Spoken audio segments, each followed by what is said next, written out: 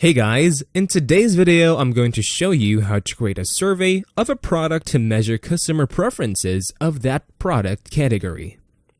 Let's suppose that I am a product manager of a WordPress theme developing firm.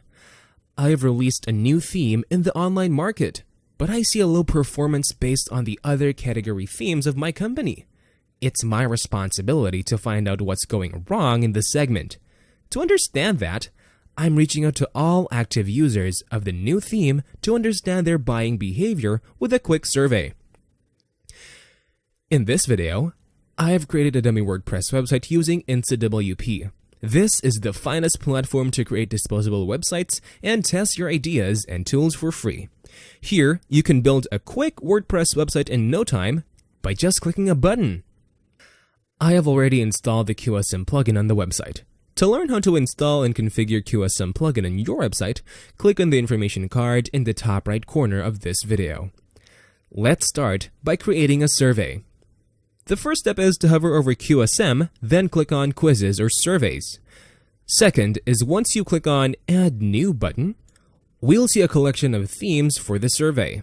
QSM is a collection of stunning themes, but I don't require a theme for this survey, so let's go with the default theme and click on Next.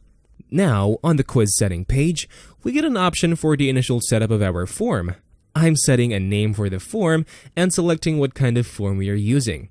You can even set up a time limit on your survey if required, and you could select if you wish to show your survey only to the logged-in users. In my case, I don't need those, so I'm just skipping those and clicking on Next. Now comes the add-on page, where we get to see the popular add-ons of QSM.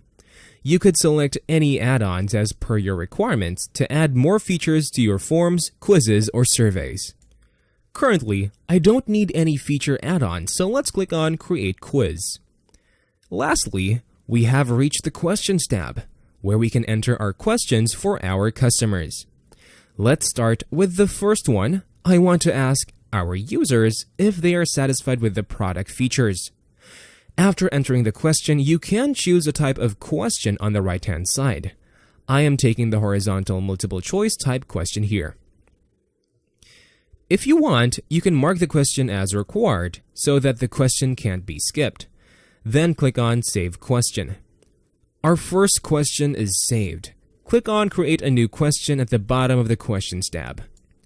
On the second question, I want to know the buying decisions of the customer. I'm selecting the radio grid type question as I want the user to select the answer on a scale of a particular range. After entering the options, let's click on Save Question. Let's move to the next question by clicking on Create New Question.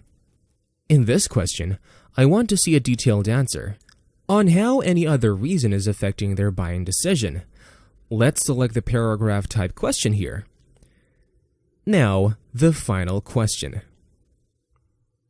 I want to check how likely would the current users like to recommend the new themes to others.